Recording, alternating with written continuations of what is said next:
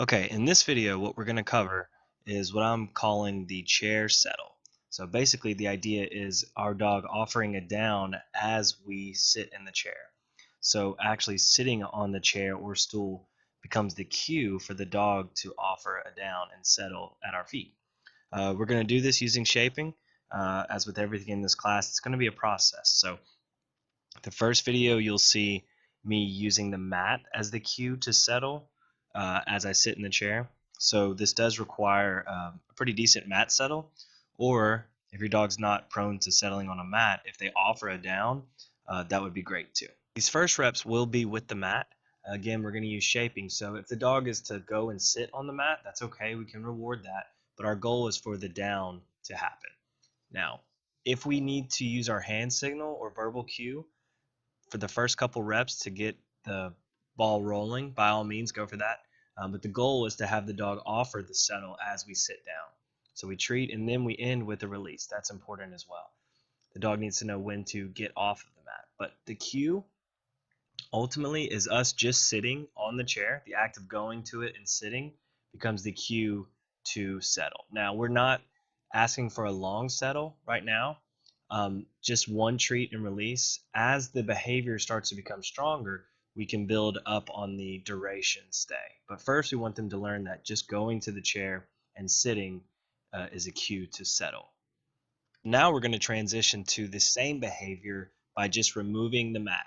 So we're going to use context cues, meaning us sitting on the chair, leading to the same behavior that we did previously, which is just settling. So we're removing the mat now. We are going to backtrack with the shaping if necessary. So as you can see with Molly, the first she just wanted to sit. So I did treat that, but then waited and she broke the stay, so we just released. Now, again, I'm waiting for her to make a choice to settle. As you see, she made the right choice. Giving them the space to make that choice is going to really empower their decision making skills. It's necessary to give them the space to make the choice rather than to force the choice for them. So be mindful of their attention. If they get distracted, we can release them. Or if they are getting up, you can release them as well. The goal is for them to settle on the ground with as little cues as possible. But success is important. So if we need to reward the small behaviors, we can do that. And you can see right there, she just repositioned herself. Um, I was super happy with her doing that. Again, that's her choice.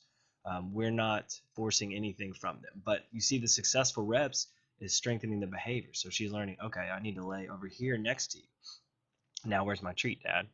So we're not worried about the duration yet. You can see it's just the act of sitting means to settle. And she's in front, so I may try to lure her over here or let her figure it out on her own. Good job. And then when she gets there, I'm petting and treat. And then lastly, we're going to release. So take your time with this. Again, no rush.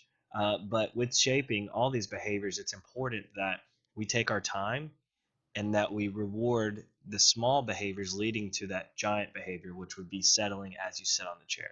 But if at any point they become confused or frustrated, take a step back, do reward the behavior prior to. So let's say if they were going and settling and then they're not anymore, if they just sit, you can reward that, but take a break. All right. We don't want to end on an unsuccessful rep, but if we have to take a step back and reward that small behavior, we can do that to build our dog's confidence. So that's it for this one.